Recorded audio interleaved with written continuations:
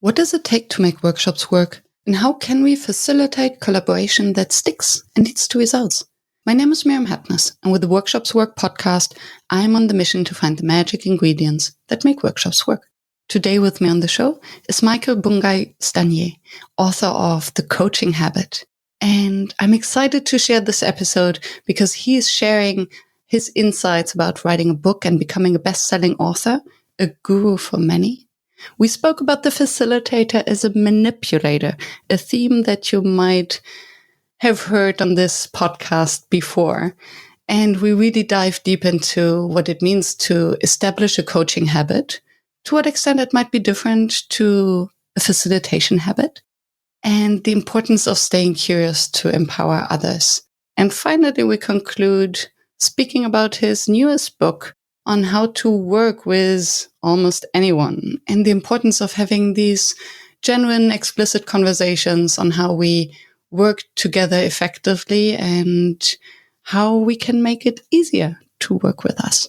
So stay tuned. And by the way, if you don't have pen and paper at hand to take your own notes, scroll down to the show notes to download my free one-page summary. And now, enjoy the show.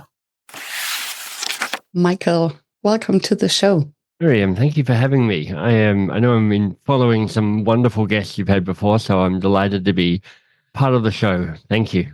Wonderful. It took me years to find the courage to finally get you on the show. Oh, well, I'm very happy now you're stroking my ego, and that's one of the key skills of a facilitator is to make the other people feel good. So you see, you're already displaying your mastery.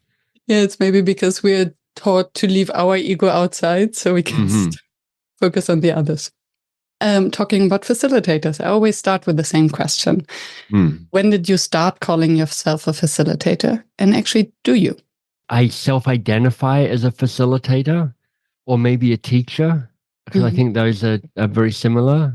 And I probably do that more than I do a coach or a writer, even though that's probably what I'm best known for in this world, is kind of coaching or writing books. But, you know, the essence of what I do is simplifying things for people, helping people try things and helping people figure out what works.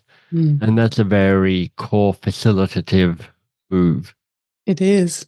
Yeah. I mean, I probably started calling myself a facilitator, or even kind of going, oh, this is a thing, in my first job, which was in the world of innovation, but also in market research. What we would do is we would be hired by a company to invent a new thing for them.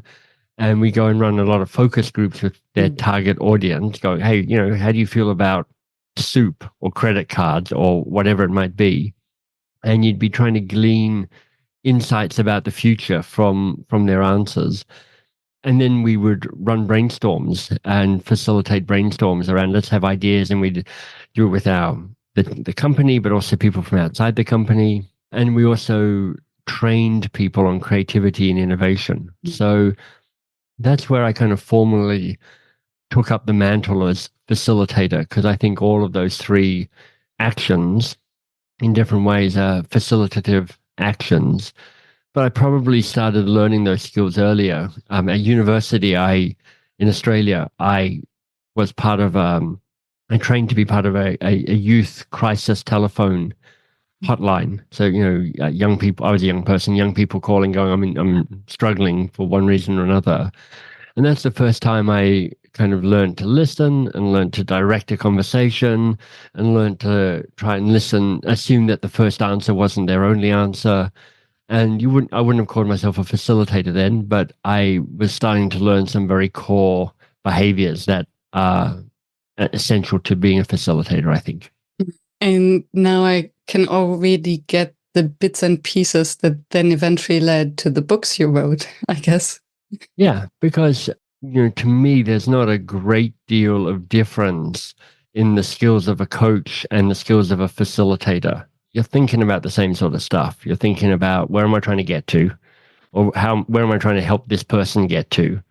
You're thinking about what's the energy in the experience. You're thinking about what's the role you're playing in terms of asking questions, in terms of creating space, in terms of giving advice, and are you finding the right balance for that?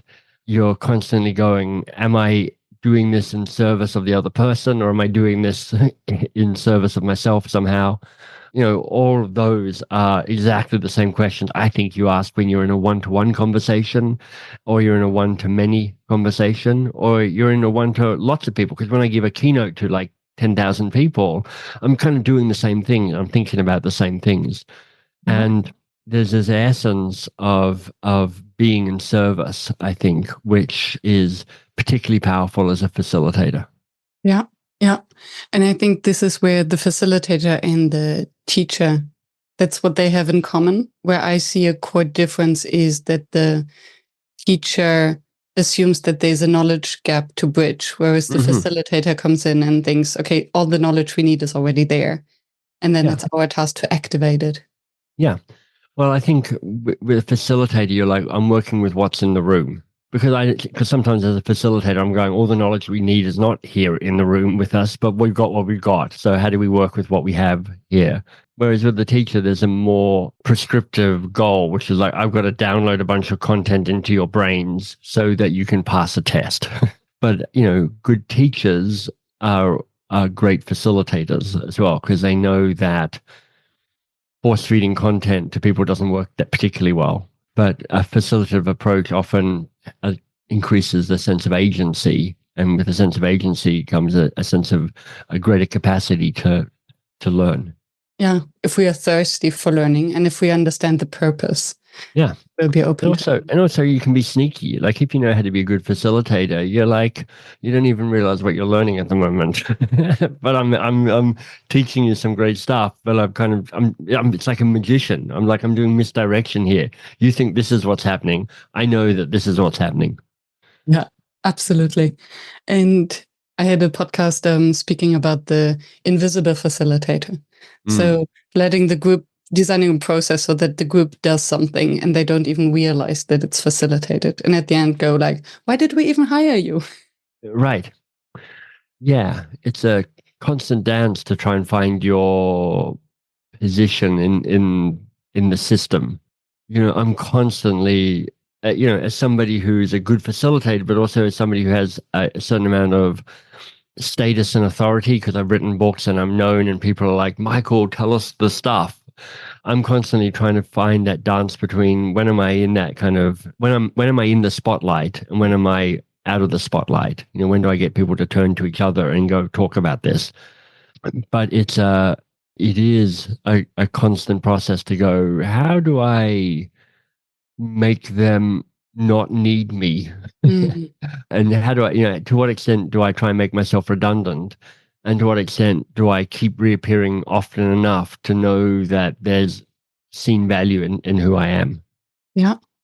And I think it's a very interesting aspect, this coming in as this almost a guru who knows it all and has all the answers, and then still keep this facilitative mindset like, okay, there's a lot already in the room and how can I activate what they already know? And I mean, that's what the coaching habit is all about. That's right. And still it sounds like it's two opposing approaches. So using the methods of coaching or facilitation to help them find their own answers while they are sitting there waiting for yours, because it might be easier. Yeah. So broadly speaking, yes. The thing that I'm mulling over is that phrase, helping them find their own answers, because what I'm mostly trying to do is help them own the process and stay engaged in the process. Because sometimes they find the answers and sometimes they don't find the answers. And sometimes what I need to do is come in at the end and give them some answers.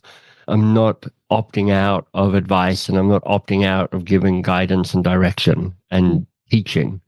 But there's a way that you're trying to increase agency and increase a sense of, I'm going to try and wrestle with this and figure this stuff out myself. One of the greatest, a really subtle but very helpful technique, a really experienced moderator, as they're called, running focus groups. Because what often happens in a focus group is you ask a question to somebody and they give you an answer. And then you ask another person a question and they give you an answer. And you become the hub that people keep going back and forth to. And it has a kind of a power dynamic of like I'm extracting the information from you. And my friend Anton, who is a wonderful moderator, what he would do, I mean, he'd do a number of things. One is he was a tall guy like me, but he'd make himself small. He had this hunch, so he kind of lessen his actual physical presence.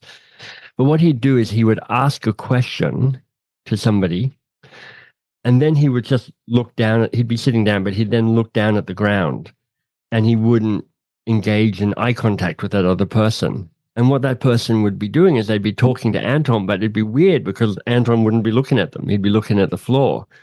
And then inevitably the person would cast around the semicircle of people sitting down and find somebody else's eye and end up kind of giving the answer to them. And then Anton would just stay quiet. And then somebody in the group would pick up that answer. And suddenly you've moved the conversation into the group. And that exchange in the group is actually where interesting things start to emerge. And so it's this kind of these little techniques that make it easier for the group to keep taking, even if they're not quite sure why they're doing it, taking the ball further down the field. Yeah. Use a metaphor. Beautiful. And there are two things that I find particularly interesting in this anecdote. One is the power of presence and how you can play with it to put yourself into it with your authority by starting with a question and then removing yourself with these small things. Right. And the other one is that some things that we learn that we have to do, like eye contact, connection, can be necessary in one situation, but then actually in other situations, we have to consciously withdraw from that, although it might be difficult. Yeah. Whenever I'm interacting with a group, I am constantly manipulating it. Like, that's my job. I'm manipulating this experience constantly for them because I want them to be engaged in different ways. And at different times, I need different types of manipulation. So, if I'm doing an in-person event, I will always greet the group at the door. I gave a keynote speech at a big conference. I had 1,000 people, let's say, in the thing, and they were all lined up outside because the doors open at a certain time. And I just walked the line greeting people and shaking hands, and they were super excited because they're like, oh my goodness, he's come out to greet us. He's a human being after all. But actually, I mean, there's part of that kind of lowering my status and raising their status, which is what I was doing. I was deliberately increasing their status because I know on a neuroscience level, when people have a higher status, they're going to be more engaged. And with most people, I shook their hands because that little physical contact also creates a sense of tribiness, a sense of belonging. Yeah. And if people feel in a tribe, in a group, then they feel safer. And if they feel safer, they'll feel more engaged. So I was like, I wasn't just being a nice guy. I was being a nice guy, but I was also going, I'm doing this because this will mean that you will be more engaged and find this session with me more rewarding and give me a higher review and have me hired back again. So it's like deeply manipulative. And then at other times I'm like, great, now I'll look at the ground, or I'll get you to turn to yourself, or I'll be quiet, and do things that force them to break the connection with me, but create the connection with somebody else. So, when I'm teaching facilitation skills, I know that the people who I'm teaching it to, or training skills in particular, when I'm like, we got to take people through a learning experience, the people who are being trained are very focused on the content. And I'm like, that's important, but the contents are the bricks in the wall, and what actually holds us together is the mortar holding all the bricks together. And that's in the energy in the room and the experience people have, and in the transitions you create between the different bits of content. And so I'm always overemphasizing that as the thing to work on, because everybody gets to master the content quickly enough. That's straightforward. But learning how to cement it all together so it all holds together in a firm way, that is more masterful. Absolutely. And I love that you consider yourself as a master manipulator, because when I first said that I believe that facilitation is a form of manipulation, people looked at me like, what are you saying? It's 100% manipulation. I mean, we're always, everything you're doing is influencing everybody else. So why not do it deliberately so you get the effect that you want? Yeah. Yeah. And if you're doing it from a place of service, then you're like, I mean, you can use all of these skills as acts of evil to kind of, become a super villain if you really wanted to. But that's probably not the people who listen to this podcast. Hopefully not. Yeah, I don't know. Maybe we have a super villain amongst the audience going, look, I'm going to take over the world, but I also want to know how to get a group to gel. Yeah. Yeah. The master facilitator dictator. Yeah, exactly. And it emphasizes the process. And I do believe, as you said, if they're just there for the content, they can watch a YouTube video. They can go out there. All the content is out there. But I think what really helps us to absorb the content is how it's facilitated, how the process goes, and how the facilitator can help the learners to connect it to themselves. Yeah. And otherwise, it's useless. That's right. And that's why in like the coaching habit, one of the techniques I'm teaching in the coaching habit is when you ask a question, add the phrase "for you" onto the end of lots of those questions, because it moves people from answering the question to answering the question in the way it impacts them specifically. It moves it from abstract to very personal, and it can become a much more powerful question. The question I teach this on in the book is, rather than just asking, what's the challenge here, which invites a kind of more abstract response, to what's the real challenge here for you? It's like, it sounds like the same question. It's kind of a different question. And it does two things from my perspective. One is it gives them more confidence that they don't have to answer the question for the entire world. So it lowers a little bit the stakes. Yeah, that's exactly right. Yeah. And it gives them agency. Right. It gives them agency. It also puts them in the situation. So now they're no longer separate from what's going on. They're part of it. It's like, here's what's hard for me in this moment about this thing. And I'm like, great. So what do we want to do with that? Yeah. Yeah, because I mean, in the facilitation world, if we work with facilitators, coaches, there's a certain degree of self-awareness. But once we move to the outside world, to the real world of corporates, it's so easy, what I observe for groups, to then hide in the abstract and to talk about the entire world, the entire organization, and leave themselves out because it's dangerous. Yeah. And you then set up this dynamic of, let's talk about them, or let's talk about us in that kind of broader sense. Like, we need to do something about this. I'm like, well, when you say we, is that you and me, or is it you and the team, or is it who are we talking about? And there is a way that I'm just repeating what you said now. Yeah. So exactly. And you may. Yeah. It's like, it is easy to spend a time in the abstract, and also in a time where you put yourself as a kind of in the role of the victim often, which is like, well, what can we do because of them? And you set up a dysfunctional way of seeing the world, or dysfunctional way of working with other people like that. Interesting. And this polarity then also takes away the space for creativity, because then we quickly get into survivor mode. That's right. Yeah. And so when you're in victim mode, you're never operating at your best.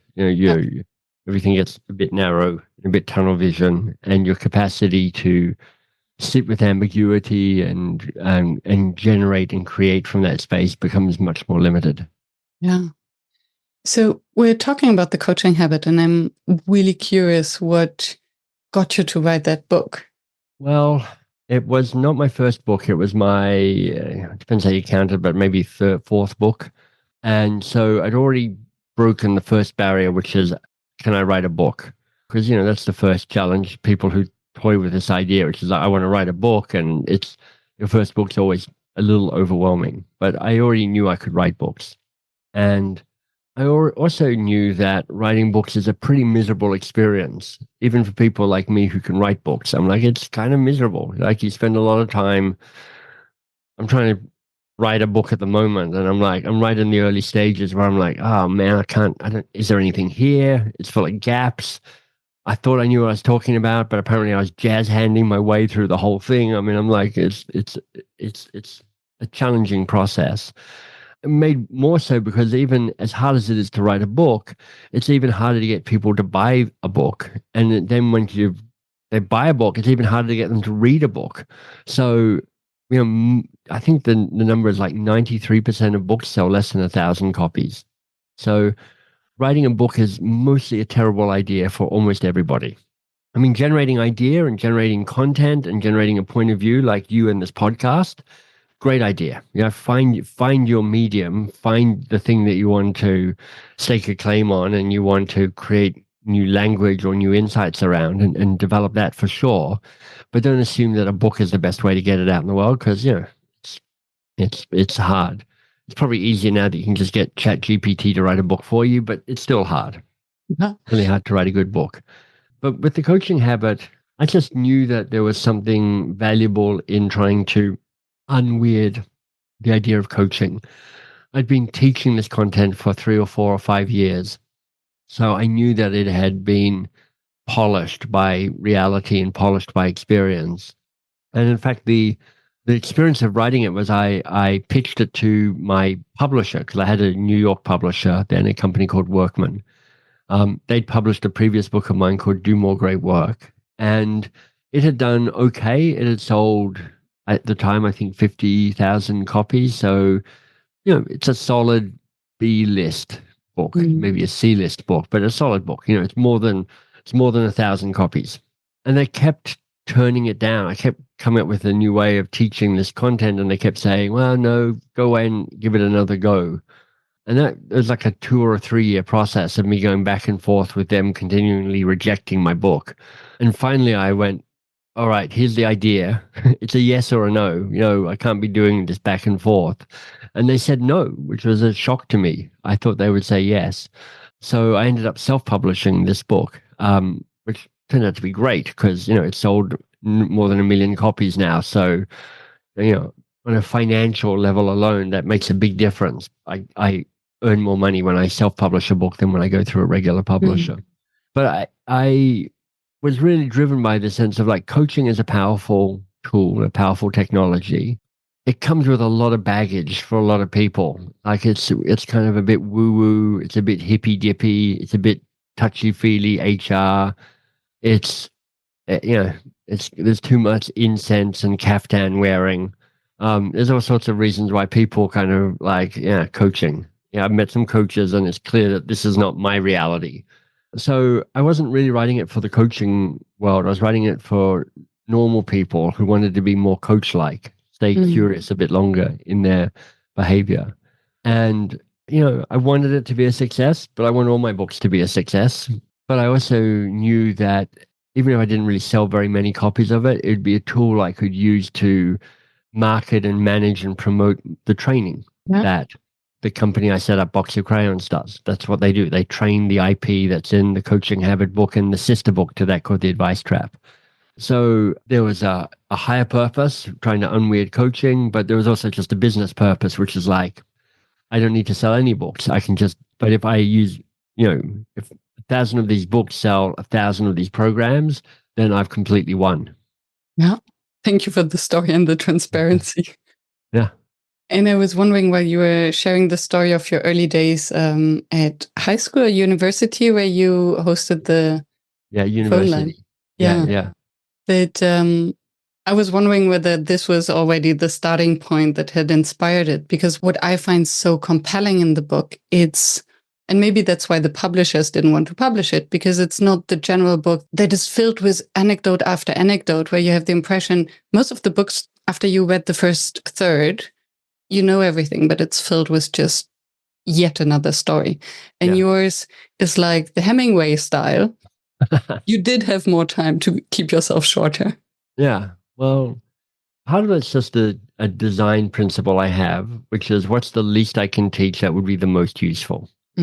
So it's a little bit about rooted in this idea of how do I be of service to the people for whom I work. And I know most of the people who read books, none of them are going, I hope this is a really long book. Most of them are going, I'm hoping this is a short book because it's hard to finish a book. And success for me is having somebody read the book to the end. Yeah. And so there's a degree of just ruthlessness around continuing to cut away stuff, content and words around that. And, my style of book is, this is what I aspire for it to be, practical, a light touch, so a sense of humor coming through, finding simplicity on the other side of complexity, and practical, so people kind of can go, I know what to do having read this book. Yeah. And so I'm striving to do all of that, and I'm striving to remove as many words as possible so that people can pick up a book and go, oh, I could probably read this on the flight I'm about to get on, or at least most of it. And they'll get on a plane, and I wrote it for, it's a small book, so it fits in a woman's handbag. So they're like, this is great. I can just pop it in my bag, carry it onto the plane, read it on a 2-hour flight, and that will feel like a useful investment of, 15 euros or whatever it costs in Amsterdam. And practice well with the person sitting next to you. Yeah. Yeah. Exactly. And I hear the facilitator's mindset coming through in all of the process, being in service of the reader, making it accessible as short as possible. So I appreciate that.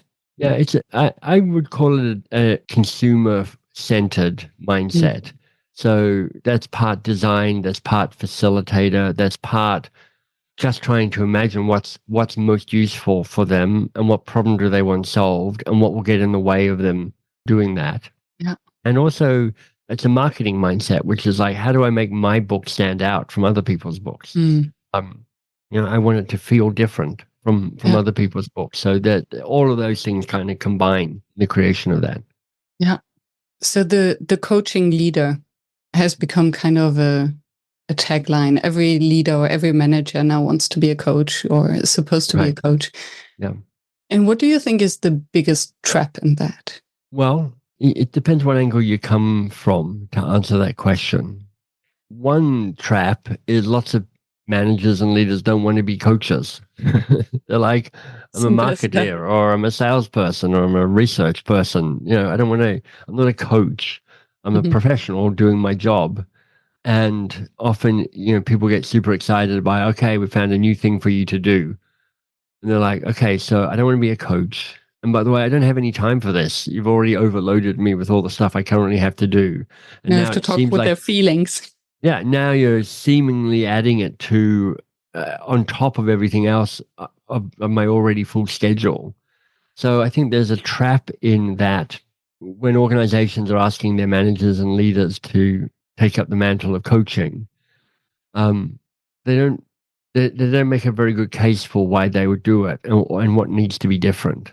So the first thing I'd be thinking about is saying, look, we're not turning you into a coach. We just want you to be more coach-like.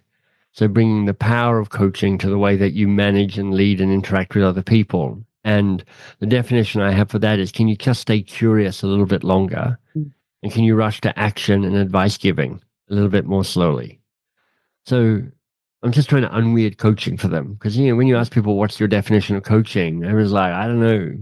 The wind beneath your wings, I don't know, unlock the highest potential of other people. It's all a bit kind of, abstract and kind of self-helpy. Yeah. And I'm like, let me give you a really clear behavior. It's like, stay curious a little bit longer. Because most of us are not that good at staying curious. Most of us love to leap in with advice. Exactly. And then I'd say we're doing two things so far. We're saying, don't become a coach, just be more coach-like. Secondly, we're defining coaching as a very specific behavior. And the third thing to say is, and this is kind of combined, which is like, first of all, you can coach in 10 minutes or less. So what you're imagining of coaching, which is like an hour-long conversation with somebody lying down on a couch, isn't that. It can be a really fast conversation. And secondly, you're not adding this to your current responsibilities. You're transforming the way you currently work to be more coach-like. You're not pouring water into a full glass. This is you going, oh, this is how I do my one-to-ones at the moment, but I'm now going to do it to be more coach-like. So I'm just going to add a bit more curiosity and stay curious a little bit longer. Thank you. And what immediately comes up to me is you're not adding to their task, but you're actually indirectly removing, because if leaders stay curious a little bit longer, they empower their people who feel better about themselves, go on and resolve their problems maybe by themselves, have less stress. Because what also happens is when organizations get excited about their managers and leaders being coaching, they're like, they don't give a what's in it for me for those managers and leaders. It's like, yeah, we know we're going to be a better organization and the people you coach are going to be happier. So, crack on with that. That person's like, okay, so it's upside for everybody except me, apparently. And I'm like, look, I reckon if you're more coach-like, you can stay curious a little bit longer. What you find is that you'll have the people on your team be more competent and more confident and more autonomous and more self-sufficient. And what that actually means is not only you'll have more impact and you'll work less hard. So if you'd like to have more impact and work less hard, would it be useful if I taught you some good questions? And there aren't that many people who are like, no, I want less impact and I want to work even harder. So, there's a marketing thing to this. There is. And I think there's also a cultural thing to this. I had a conversation with Mike Parker the other day, and he pointed out that most organizations are awful to work in because people don't feel safe, and it doesn't feel safe to ask questions. Right. So if we are trained to always have the answers, to always give advice, then we're building this shield of protection as the untouchable. And the moment where we ask questions, stay curious, it's out of our control. Yeah, that's a really nuanced insight. It's part of why people find it hard to be more coach-like. It's just habit. They've spent a lifetime at jumping in and proving their value with the answer. So, they've been trained that this is the thing they should be doing since, early school. But at that deeper level, there's this core insight that when you ask a question, it is an act of empowerment. And an act of empowerment is actually giving up some of your power to the other person. Because even when and this happens all the time, you're providing a not very good answer to solve the wrong problem, you still feel pretty good about it. You're like, look at me, I've got the answer, I've sorted it out, I've solved it, I'm still adding value. And when you ask a question, it's you're in a place of more ambiguity and more uncertainty and less power and less comfort and less status. And so there's a lot of kind of a deeper level of resistance. I did a TEDx talk some years ago called How to Tame Your Advice Monster. And in that, I talk about these 3 different advice monsters: tell it, save it, and control it. And the advice monsters is, a metaphor for these kind of deeper ego states, let's call them that, for why people like to lead with advice. Yeah, it feels so comfortable and it's safe. Yeah. And with the questions, I think it really depends on the question. So yes, in general, I would agree asking questions is a leadership skill. But then on the other hand, there are some questions that can function as a weapon. And then there are the questions that are actually disguising an advice with a question mark. Have you thought of doing this? Yeah, exactly. Have you considered? Yeah, so those aren't questions, obviously. That's just advice with a question mark slapped on the end. So we can put those off the table. That's not what we're talking about. And there are questions that are not in service of the other person. It comes back to that question around what's in service. Like often the question why, it's very hard to make the question why be of service, because it's very hard to ask it in a way that isn't about one of 2 different things. And the first isn't about you trying to get more information so you can give them a better answer. So you're like, I'm asking why for me, not for you. Or asking it in such a way that feels like an attack on the other person. Because why did you do that? Will just sound very similar to why the hell did you do that? And so now you're like, justify yourself. And that's a question, but that is often a question that's less helpful for people. So, as a general rule, I'm assuming that the best question for me to ask starts with the word what. If I'm asking questions on how, then we're into the kind of, the action part of it. And that assumes that we know what problem we're solving. And so sometimes that's entirely appropriate. But what I've definitely learned is most of the time we haven't figured out what the real challenge is. So that's why one of the questions in the Coaching Habit book is, what's the real challenge here for you? And if you're asking why, sometimes that works really well. I mean, there's that very famous ladder of inference where it's like ask why 5 times and you'll get to the root cause of things. And so if everybody knows that you're doing root cause analysis, you're trying to get to the heart of it, then there's a way of doing that. But in everyday conversation, the why question normally makes people defensive. Yeah. Because it allows only, or it implies only one answer. Well, it implies it's just like, you better explain yourself because this is inexplicable to me. And that doesn't feel like an adult to adult conversation. That's true. That's why one of my favorite opening phrases is out of curiosity. Out of curiosity is a very nice way of leading into asking a question, because as soon as you say out of curiosity, you're saying, you're kind of neutralizing some of the power, that exchange that's there. You're just going, look, just out of curiosity, what was going through your mind when you made that decision? Yeah. Which lands in a very different from way of what was going through your mind when you made that decision. Yeah. Because you show that you're compassionate, you're really curious about this other person, and you're like I'm genuinely interested. I'm not trying to attack you, and that's what out of curiosity signals.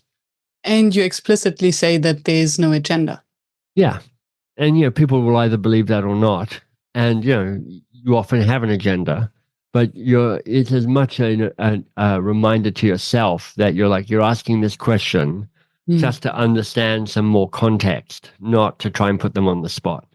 Yeah. When I sent you the sample questions, I was thinking, what would be an interesting question that I would be curious about? And then hearing so much about the coaching habit, I have read it years ago and just recommend it to everyone. And then I was wondering, what would be a facilitation habit? Well, you tell me. I mean, you know more about facilitation than me. You've talked to lots of brilliant people. Where would you start with that? And I think, thank you for putting classic coaching move right there. It's like, good question. That's really interesting. What do you think? Yeah. Feels like Aikido. Yeah, it is. It is. Facilitation and coaching is Aikido, because you're constantly figuring out where the energy is coming from, and you're constantly going, how do I less resist it and more just turn it in on itself? Yeah. So as soon as you're resisting things in facilitation or coaching, you're into a different dynamic. My friend Mark taught me this idea of a yes state. So I just never say no when I'm facilitating or coaching. When somebody goes, I'll ask a question and somebody says something that is patently ludicrous and absolutely wrong, I'm not going to say, well, not that. I'd go, oh, interesting. Oh, maybe. Oh, sure. Okay, possibly. Oh, okay, that's an interesting perspective. I'm nodding my head and kind of like looking kind of excited about it. And I'm not kind of going, that's right. I'm just going, I hear you. And now I'm redirecting it to kind of go, look, it's still there. I haven't gone enthusiastic, yes, you're absolutely right. But I also haven't created resistance to your answer. So I've kept it safe for you. Yeah. It reminds me of the moment that I experienced the power of yes and was I was a PhD student in a summer school with this brilliant Harvard professor. And he asked a question. I raised my hand, maybe a little bit too early. And I replied to his question. And he looks at me and says, yes, Miriam. And have you thought of? And said the exact opposite of what I just said. Right, exactly. And I think it's brilliant, because if he had said no, as you say, I would have shut down and be in my head and say, why did I raise my hand? Why didn't I do the homework? Just in my head. And with the yes and have you thought of, I was open, I leaned in, and everyone else felt safe enough to also answer a question, because they know they won't be blamed for that. And so as part of a facilitator, part of what you're doing is you're constantly managing the energy in the room. You've got all these levels, right? You're managing the content, you're managing the interactions on a kind of small group level, you're managing the interactions between you and the participants, and then you're managing the kind of the general vibe in the room as well. and you're like, how are my volume levels at all these different places? And, if you want to be a successful facilitator, you have to keep it feeling safe all the time. Now, that's interesting because often as a facilitator, you're also like, and I need to challenge, and I need to be, I need to be provocative, and I need to kind of go, we're all going down the wrong path here. I need to pull us back onto what matters most. So you can't just be nice, but you also have to keep it safe. So all of this is an interest, it's part of this kind of human dynamics around that. Yeah. And these little techniques like yes and, or the yes day, which is, fascinating. That's an interesting perspective. All of that allows that to continue. Yeah. And I loved how you just paused when you said you have to manage the energy between you and the participants. Yeah. Because I think there's so much in there as well. We have to manage the energy within us and not to get triggered, not to get drawn into the energy, not to suddenly follow our own agenda. Right. Yeah. So, my friend Mark again. So this is a guy called Mark Bowden. His company is called Truth Plane. He has a great TEDx talk as well called Truth Plane, I think. TRUTHPLANE. It's all about how you use your hands in particular to manage the energy in the room. Mm-hmm. That's the kind of the key insight around it. But part of what, and Mark comes from the world of theater and drama and movies and stuff. And part of what he taught me was, the room responds to the strongest signal in the room. And you are the strongest signal in the room. So you need to be the energy that you want the room to be. So if you're slightly nervous and twitchy and anxious and tight because you're worried about how the session's going to go, your room is going to reflect that because the room picks up on that. So even if you're feeling all of that, part of your mastery is to show up. That's part of why you shake hands at the front, because it actually relaxes you as well. You're like, look how relaxed I am. No, I'm not worrying about setting up my computer or worrying about looking through my notes and my flow of how this is going to go. I'm here and I'm present and I'm relaxed and I'm interested and I'm ready to go. And you're putting out an energy that makes people go, I'll have the same energy as you. Yeah. Yeah. Being aware of the contagiousness. Yeah. Yeah. So to come back to the facilitation habit, I think in its core, I think it's very similar to the coaching habit. Yeah. And maybe with the addition, no, not even, because even the coach is in service of the individual or group. Yeah. And so I think it's very similar. So I was wondering whether I think it's probably the same as well. I mean, the difference is that I would say that you can be more coach-like in every interaction that you have with people. Mm-hmm. On email, on text, in person, in the kitchen, with your spouse, with your kids, with your dry cleaner, because being more coach-like is saying, can you stay curious a little bit longer? Mm-hmm. Can you rush to action and advice giving a little bit more slowly? Mm-hmm. So it is a everyday, quotidian way of framing your relationship with the people with whom you interact. Yeah.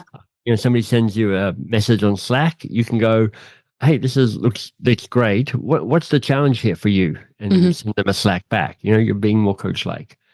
A facilitation tends to be a rarer occasion, because it's like you and a group of people is how I think about it.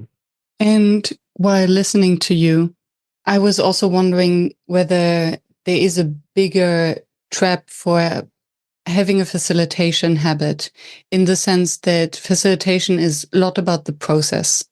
I think for coaching, you can be in the moment and you work even more with what's there. As a facilitator, you set up a process and it has more of this manipulative aspect. Right. And I think while you spoke about applying the coaching habit to your spouse and your private part, applying a facilitation habit to your spouse and to your family and your friends can really generate this itchy feeling, because they might feel manipulated because it's too much in the process and looking ahead of what's happening. Right. And thereby losing a little bit of the presence, maybe? I think so. I mean, it depends a little bit. I mean, I think of the work of Priya Parker and her stuff on gathering. Yeah. And she's like, if you're going to be a host, be a host. Yeah. And what she's really saying is facilitate. Yes. When people come over, don't just leave it to chance. Set up some things, and you can do it with a very light touch that give you a better chance of everybody having a better experience around that. Yeah. But, if I spent my time facilitating my wife, Might not be married for a that's long possibly time. a career-ending move or a marriage-ending move. Yeah. Yeah. What makes a workshop fail for you? Well, when I think of the failed workshops I've had, it mostly comes down to me not understanding how the power is working in the room. I've misunderstood who has the power. I've misunderstood what success looks like.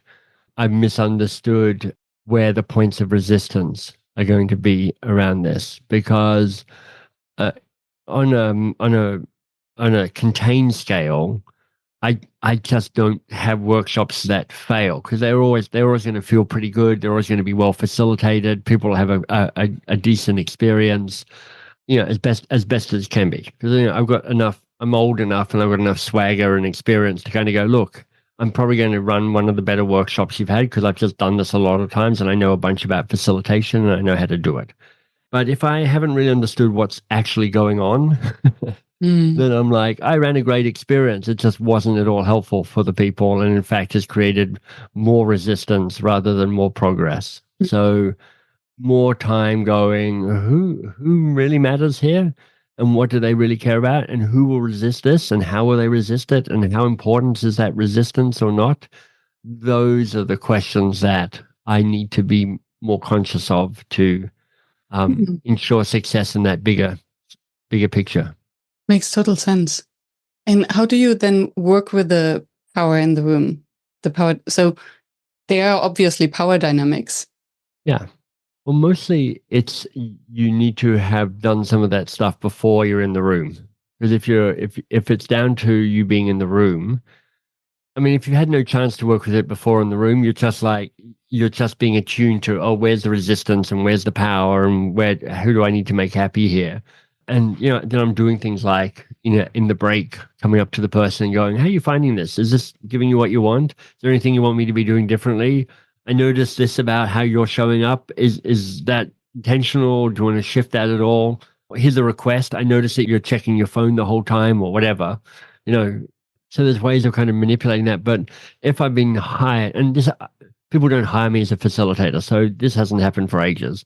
But in the good old days when I'd be hired to come and actively facilitate some sort of board or team or something like that, I just try and do a better job at going, tell me what's invisible that needs to be visible to me, so that I have a better understanding of what the real landscape is like.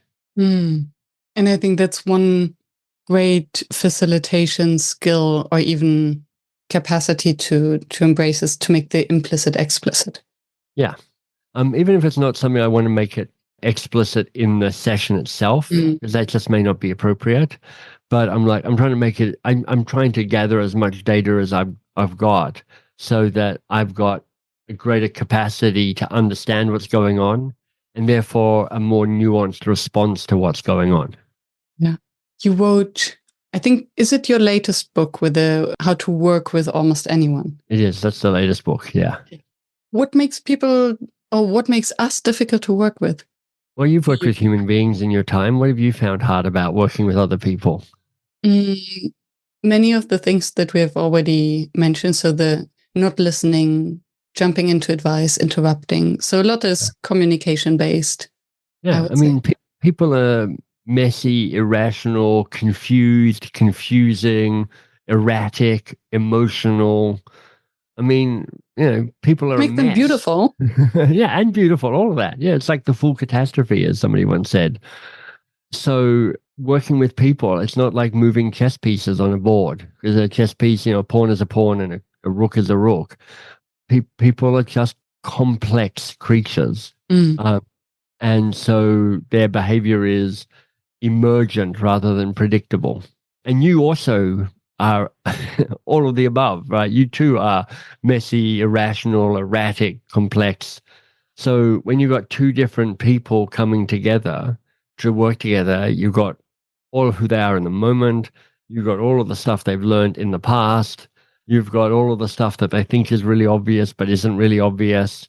So the more I thought about it after I wrote that book, I'm like, it's a miracle that any of us get along at all. It's a miracle the human race is even existent, because I'm like, there's all sorts of reasons for you to go, look, I'm done with interacting with human beings. That's just too confusing. So yeah, I'd say what's hard about working with other people is everything. So how can we make it then easier? Well, in this book, the general thesis of the book is that, our working relationships really are such strong drivers of our happiness and our success, but mostly we don't do much about that. We just hope that we get lucky and, we get what we get. And the idea of the book is that you want to set yourself a goal to build the best possible relationship with your key working relationships. So relationships that are both safe and vital, meaning full of life, and also repairable. And we've kind of touched on some of those attributes in our conversation so far. And the key tactic in the book is this idea that have a conversation with that other person about how you should work together before you start working together. So it's a little bit what I was just talking about around understanding the power in the room. When you're hired as a facilitator, somebody will say, we need you to help us come up with a strategic plan. And you're like, so what's your strategy now? And what's your strategy and what resources do you have? And you're into the work immediately because it's there and it's interesting and it's urgent and it's important and you've got to figure it out and you're feeling the pressure of performance and all of that sort of stuff. You're like, okay, so let me figure out how I can get you to get a strategy. Mm-hmm. And what you don't do is go, look, before we get into that, tell me what it means to hire a really great facilitator. What is a great facilitator for you? When it's been really good, what does that look like? And when it's been underwhelming, what does that look like? And now let me tell you what it means to have a really good client from my point of view. This is what a really great client does. This is what a really great client doesn't do. And when I disappoint you as a facilitator, how will you let me know? And what will we do about that? And how will we repair it? And when you pissed me off as a client, how will I let you know? And how will we get through that? And how will we have those conversations? Yeah. And so this conversation about how will we work together before or in partnership with a conversation about what are we working on gives you a better chance to have more of your working relationships be better than they are. Yeah. And I was just wondering, it could also be a relationship book. Well, yeah, exactly. It could. I have a 30-year marriage and a great 30-year marriage. So I've got one data point, but I'm also a bit resistant to all those people that go, I did this once, so here's the truth of it. So I know more about working relationships and I can talk about that. But I read all of the big names in relationship stuff to write this book. So Terry Real and Esther Perel and Dan Siegel and the Gottmans. So I feel like it is soaked in the very best of kind of more intimate relationship insights. And I wonder whether it all boils down to just finding this shared humanity again and allowing the other person to just put down the mask. You can put it on later, but let's put on the mask for a moment. Stop being so professional and uptight. Yeah, I think that's a key part of it, and this is the link to the Coaching Habit book and the other stuff, which is you can call this relational curiosity, which is like a curiosity about the other person. That's what you're doing when you're being more coach-like, is you're staying curious about who they are and what they're really going with. And in this book, you're staying curious as to, well, who are you really? Because mostly we just make it up. You get hired by a client to be a facilitator, and you're like, yeah, I know who they are, I know what they want, I know what they need from me. You've already made up all this sort of stuff. And they've made up all sorts of stories about you as well. And some of them will be right, but some of them will be slightly not right. Yeah. And this is a better chance to kind of go, let me tell you what I'm really up about. So, the How to Work with Almost Anyone book, it's a business book, but it's kind of got a self-development book wrapped into its core, because there are 5 questions to ask and answer for the Keystone Conversation. And each question has 3 exercises connected to it, so you get a better way of answering. You can answer more specifically and more granularity and with more kind of connection to reality. And so it's an encouragement to know yourself more deeply, and it's an encouragement to share yourself more deeply. Yeah. Beautiful. Which makes me actually think that it's usually us who makes it difficult to work with other people, because nobody is difficult in a vacuum. Right. If we're just I'm sometimes also difficult to be with just for myself. Yeah. And I would like to get out of my own way. But in general, it's the, as you said, we put so many assumptions or belief that we understand that then either it becomes a self-fulfilling prophecy, or it is behavior that reminds us of our past where our dad talked to us in a certain way and explode. Well, what all you can end up controlling is your own behavior and your own response and your own ability to ask for what you want. And, when you and your glory and messiness come together with somebody else and their gloriousness and messiness, well, it's going to be. I just listened to a podcast this morning that talked about our Milky Way has over time consumed a bunch of other smaller kind of galaxies as part of the process of becoming the Milky Way. And there's a thing called astrological archaeology, where you can actually look at different stars and go, this came from that previous galaxy, and this bunch of stars came from that other bunch of galaxy. But when what we're doing is these two galaxies are combining and getting spaghettified and ripped apart and reformed together as a whole. And they bring their mess, you bring your mess. All you get to do is control your behavior and what you ask for and how you show up, and you invite them to be the best version of themselves as well. And they'll either do it or they won't do it. But the odds are is they'll get closer if you're having an explicit conversation like this. Yeah. I love the anecdote with the Milky Way and that's just all the stuff we have inherited. Fit. I just heard it this morning and went, that's so interesting. That's so cool about how our universe came together. Yeah. You'd asked me a question around, are we, when it comes down to it, is it all about us making relationships difficult to work with? And I'm like, for sure. It's like, and we bring all of our complexities into our working relationships. Yeah. And this, what you just described also reminds me of what you mentioned earlier about our nervousness and our own energy, air quotes, that spills over to the group, even when you speak, and that they will pick it up. And I guess even in these one-on-one difficult work relationships, if we don't feel comfortable, confident, trusting. Well, so the first question is, of the 5, is the question, what's your best? Which is like, tell me when you shine and tell me when you flow. And why that's a really great opening question is when you're describing those moments when you're at your best and you're kind of showing up as the way you want to be, you start showing up in that in the actual conversation. So I get to see you at your best.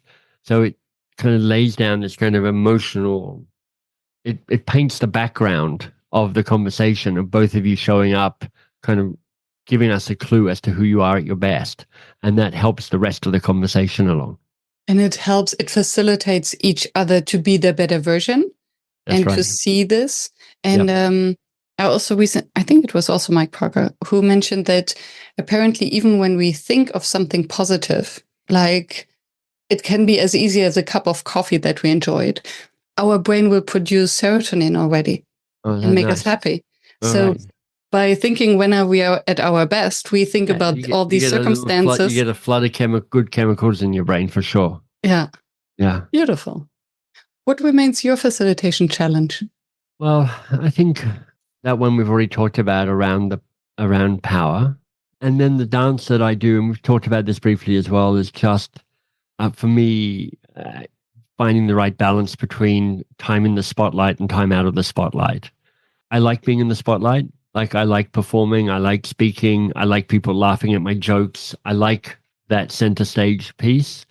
I also know that for me, particularly as somebody who is, representative of the way power works in the patriarchy. So like, straight, white, old, male, English speaking, book writing, Rhodes Scott, blah, blah. I've got all the cards. a big part of my job is to vacate power so others can step into it. That's why I think coaching and facilitating are such great technology, because it's a way of redistributing power in our organizations and in the world that we live in. And so just finding the balance between those two things is an interesting dance for me. That is a very interesting aspect. Thank you. Which then makes me think, would you think that the habits you describe and the strategy you describe in your books apply for those in the majority, so the cisgender white male, to the same degree as to someone who might be in a more marginalized? So let's say a black woman or a black male. Yeah. How would the world react to them if they apply these strategies? Yeah. So you're constantly trying to figure out how much power and status do you have to give away. Like, I know I've got a lot. So I do all sorts of things to diminish my status, because diminishing my status raises other people's status. But I don't diminish it so far that I lose control or influence, because that would be a self-defeating act. And I think, for people who have less or fewer of the cards that I've got, you have to think differently around that. And there may be techniques you're using to increase your authority and increase your status. So you're finding that sweet spot between being able to use your authority in service of the people you're trying to help. And you're just trying to calibrate what that is from where you are now. Yeah. Which is a very sensitive dance, right? Because it is, yeah. Sometimes even if we ask someone a powerful question that helps them to introspect, find an answer, feel empowered, all of these kind of positive things, I think they will also increase the status of the person who has asked, because it feels like a gift. Yeah, agreed. Yeah. And in other circumstances, asking questions can feel as if someone doesn't know. And I think there's a lot of unconscious bias there, actually, that if we have a professor asking a somehow naive question, we think, oh, he's just asking because. Right, yeah. And if another person asks that question, we think, oh, stupid question. They don't know. Right. I think that's right. I think context really matters, but there's also a way in which your kind of your presence or your energy, the way you show up to ask the question, just to help people interpret how it's being asked or not. Yeah. So much going on. Exactly. People. Can't live with them, can't live without them. And apparently even our brain is so fast in making the connections to see whether someone is authentic and genuine or not, that if someone doesn't speak the truth or is not authentic, our brain makes the connections and feels distant or disconnected, doesn't trust. Yeah, I know less about that, so I'll take your word on it. There's lots of people who are very good at not telling the truth and making it sound like the truth. So, our brain likes certainty. And so when we pick up somebody lying, or what we think is lying, because they could be telling the truth but telling it badly, that moves us away from behavior rather than move towards behavior. What's challenging, of course, is that we're actually pretty poor at picking up when people are telling the truth and when they're not. Because we're not present enough, because we don't listen? Or no, it's just hard. It's just, all the people who are experts are not that much more successful than random people guessing. So we're just not that good as human beings as picking that up. There's all sorts of things we think we know about body language and the like, but most of them are just wrong. So, and we have a bias to wanting certainty. So we have a bias for finding truth, and we have a bias for pattern making. So we have a bias for going, oh, this is probably true because it fits this pattern. And so there's all sorts of wiring we have. It's kind of like, thinking fast and slow. We've got our thinking 1 and thinking 2 going on. And thinking 1, our fast way of thinking, is what we rely on almost all of the time. And it's really fast. And when it's right, it's really right. But when it's wrong, it's really wrong. It's true. Yeah. One final question. What would you have liked to known before when you got started? As a facilitator? Or a coach? Or a writer? Or a speaker? Yeah. I think one of the things that I'm becoming increasingly aware of in the kind of coaching, teaching, facilitating world that I mostly exist in is how often I don't need to have an answer for people. How often being present to people and what's going on is often the starting point for a really successful interaction with people. And a kind of anxiety to know the stuff, to have the answer, to be helpful, just becomes less important. So, broadly speaking, relax a bit. Just be present to the person in front of you. Beautiful. Thank you so much. Yeah, my pleasure. For your time, for your presence. Thanks for a lovely conversation. I appreciate it. Thank you. Thank you for staying tuned and for listening until the very end. I hope that you found the inspiration and the wisdom that you are looking for. And I hope that you will subscribe to the show so that you never miss any of the interviews with another inspiring facilitator from across the world.